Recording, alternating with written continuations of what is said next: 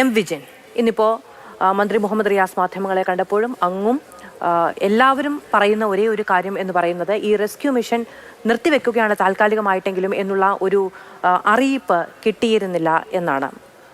അങ്ങ് യഥാർത്ഥത്തിൽ നിങ്ങൾ എല്ലാവരും അവിടെ ചെന്ന് നിൽക്കുന്നു, സർക്കാരിൻ്റെ ഔദ്യോഗിക പ്രതിനിധികളായി അവിടെ ചെന്ന് നിൽക്കുന്നു, മീറ്റിങ്ങുകളിൽ പങ്കെടുക്കുന്നു. തൊട്ട് മുൻപുള്ള മീറ്റിങ്ങിൽ പോലും നിങ്ങളോട് കമ്മ്യൂണിക്കേറ്റ് ചെയ്യാത്ത ഒരു കാര്യം തീരുമാനം പെട്ടെന്നുണ്ടാകുന്നത് എങ്ങനെയാണ്?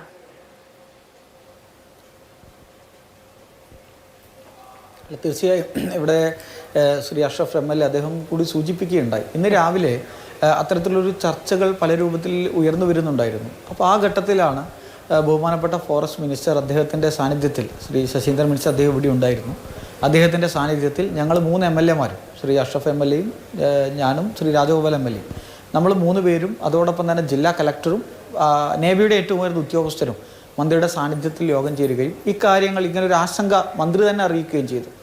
ആ ഘട്ടത്തിൽ മന്ത്രി പ്രത്യേകമായി ജില്ലാ കലക്ടർ ഉൾപ്പെടെയുള്ള സംവിധാനങ്ങളോട് പറഞ്ഞു, ഞങ്ങളുടെ മുഖ്യമന്ത്രി ഉൾപ്പെടെ ഇന്ന് കർണാടക മുഖ്യമന്ത്രിക്ക് കത്തയച്ചിട്ടുണ്ട്, ഇത് ശക്തമായി തന്നെ തുടർന്ന് കൊണ്ടുപോകണം എന്നത് അറിയിച്ചിട്ടുണ്ട് എന്ന കാര്യം അദ്ദേഹം മിനിസ്റ്ററെ ബന്ധപ്പെട്ട് കേരള മുഖ്യമന്ത്രി പറഞ്ഞ കാര്യം ആ യോഗത്തിൽ പറയുണ്ടായി.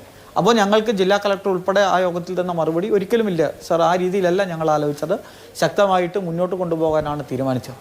അതിൻ്റെ അടിസ്ഥാനത്തിലാണ് ഞങ്ങൾ ആ സ്ഥലത്ത് പോയി കാര്യങ്ങൾ കണ്ടു. പക്ഷേ മീഡിയാസിന് ഇന്ന് പതിവിൽ നിന്ന് വിപരീതമായി രാവിലെ തന്നെ വീഡിയോ എടുക്കാനൊക്കെ അനുവദിച്ചു. പിന്നീട് അവരെ സ്ഥലത്ത് നിന്ന് മാറ്റുന്ന സാഹചര്യമാണ് ഉണ്ടായത്. പിന്നീട് ഒരു 3 മണിയാകുമ്പോൾ ഞങ്ങളൊക്കെ ഉണ്ട്, ഞങ്ങളിപ്പോൾ സൈറ്റിലുണ്ട്, ഞങ്ങൾ ജില്ലാ കലക്ടറോട് സംസാരിക്കുന്നുണ്ട്, ബന്ധപ്പെട്ട ഉദ്യോഗസ്ഥരോട് സംസാരിക്കുന്നുണ്ട്.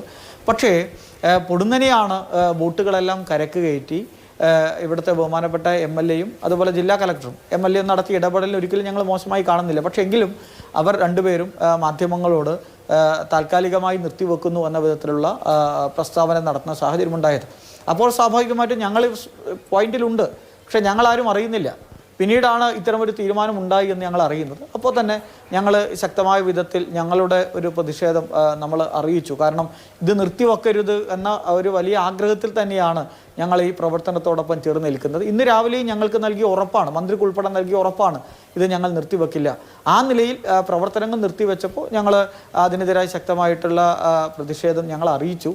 അത് സൗഹൃദപൂർവ്വമാണ്. കാരണം ഒരിക്കലും ഒരു സ്റ്റേറ്റിൽ, കർണാടക സ്റ്റേറ്റിൽ ഞങ്ങൾ ആവശ്യം മുന്നോട്ട് വെക്കുക മാത്രമാണ്, ഞങ്ങളവിടെ മറ്റു തരത്തിലേക്ക് ഇടപെടുക എന്നുള്ളതല്ല. സൗഹൃദപൂർവ്വം ഞങ്ങളുടെ പ്രതിഷേധം കൃത്യമായി ഞങ്ങൾ അറിയിച്ചു. 3 ദിവസത്തേക്ക് എന്തായാലും ഈ പറയുന്ന രക്ഷാദൗത്യവുമായി അല്ലെങ്കിൽ തിരച്ചിലുമായി മുന്നോട്ടില്ല എന്നൊരു തീരുമാനം വന്നിരിക്കുകയാണ്. നിങ്ങൾ അവിടെ തുടരാനാണോ തീരുമാനം, അതോ ഇന്ന് മടങ്ങുകയാണോ?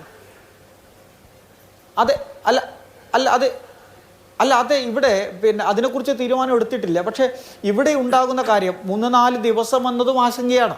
അവിടെയാണ് പ്രശ്നം. 3-4 ദിവസം എന്നിടത്തും ആശങ്കയാണ്. ഞങ്ങൾ 3 എം.എൽ.എമാർ, കേരളത്തിലെ 3 എം.എൽ.എമാർ, ഇവിടുത്തെ ഫിഷറീസ് മന്ത്രിയും എം.എൽ.എയും ജില്ലാ കലക്ടറുമായി അതിനുശേഷം പ്രത്യേകമായി ഗസ്റ്റ് ഹൗസിൽ വെച്ചൊരു യോഗം ചേരുകയുണ്ടായി. ആ യോഗത്തിൽ ഞങ്ങൾ പറഞ്ഞു, ഒരു കാരണവശാലും 4 ദിവസത്തേക്ക് പോലും നിർത്തിവെക്കരുത്, കണ്ടിന്യൂ ചെയ്യണം. പക്ഷേ അപ്പോൾ അവർ ഞങ്ങളോട് പറഞ്ഞു, ആദ്യം തൃച്ചിയിൽ നിന്നൊരു സാങ്കേതിക വിദ്യ എത്തിക്കാനുണ്ട് എന്നാണ് പറഞ്ഞത്. പിന്നീട് പറഞ്ഞത് തൃച്ചിയല്ല തൃശ്ശൂരാണ്. അപ്പോൾ തന്നെ ഞങ്ങൾ ആ യോഗത്തിൽ വെച്ച് തൃശ്ശൂർ ജില്ലാ കളക്ടർ ഉൾപ്പെടെ ബന്ധപ്പെട്ടു, മന്ത്രിമാരെ ബന്ധപ്പെട്ടു. ഞങ്ങൾ പറഞ്ഞു, ആ സംവിധാനം നിങ്ങൾ അഭ്യർത്ഥിച്ചാൽ, കാരണം നമുക്ക് എത്തിക്കാൻ പറ്റില്ല, കാരണം കർണാടക സ്റ്റേറ്റാണ് അതിൻ്റെ തീരുമാനം എടുക്കുന്നത്, നിങ്ങളുടെ രീതിയിൽ അഭ്യർത്ഥന നടത്തി കഴിഞ്ഞാൽ, പ്രൊസീജിയർ നടത്തിയാൽ ഞങ്ങൾ വിത്തിൻ 24 hours അത് എത്തിക്കാനുള്ള എല്ലാ സഹായങ്ങളും ഞങ്ങൾ നിർവഹിക്കാം, അതിനൊരു സമയത്തിൻ്റെ തടസ്സവും ഉണ്ടാകില്ല എന്ന് പറഞ്ഞപ്പോൾ അവർ ആ ചർച്ചയിൽ വേറൊരു മാറ്റം വരുത്തുകയാണ്. അവർ പറയുകയാണ്, ആദ്യം മിഷനറി കൊണ്ടുവരാൻ പറ്റില്ല, ആദ്യം ടെക്നീഷ്യൻ വരട്ടെ, അദ്ദേഹം ഫീസിബിലിറ്റി നോക്കട്ടെ. സ്വാഭാവികമായിട്ടും ഉണ്ടാകുന്നത് ഇത് പതിയെ അത് മാറ്റിക്കൊണ്ടുപോവുക എന്നുള്ളതാണ്. പിന്നീട് എന്താണ് ചർച്ചയിലും പിന്നീട് മാധ്യമങ്ങളോടും അവർ തന്നെ വ്യക്തമാക്കിയ ഒരു കാര്യം എന്താ, പുഴ തെളിയട്ടെ. പുഴ എപ്പോഴാണ് തെളിയുക? ഇപ്പോൾ ഇവിടെയുള്ള പ്രാദേശികവാസികളോട് ചോദിച്ചപ്പോൾ നാട്ടുകാർ പറഞ്ഞത് പുഴ തെളിയും, പക്ഷേ സെപ്റ്റംബറിൽ മാത്രമാണ്. ഈ ഒഴുക്ക് കുറയുന്നതും പുഴ തെളിയുന്നതും സെപ്റ്റംബറിൽ മാത്രമാണ്. അവിടെ ഒരാശങ്ക നിൽക്കുന്നു, സെപ്റ്റംബർ ആണോ ഇവർ താൽക്കാലികമായി നിർത്തിവെക്കുന്നത്, അതിലേക്കാണോ എന്നുള്ള ചോദ്യം അവിടെ വരികയാണ്. അതോടൊപ്പം തന്നെ ഈ രക്ഷാപ്രവർത്തനവുമായി ബന്ധപ്പെട്ട് നേരത്തെ തന്നെ ബഹുമാനപ്പെട്ട റിയാസ് മിനിസ്റ്റർ ഉൾപ്പെടെ വന്നെടുത്ത ചില തീരുമാനങ്ങളുണ്ട്, നമ്മളെടുത്ത തീരുമാനമുണ്ട്.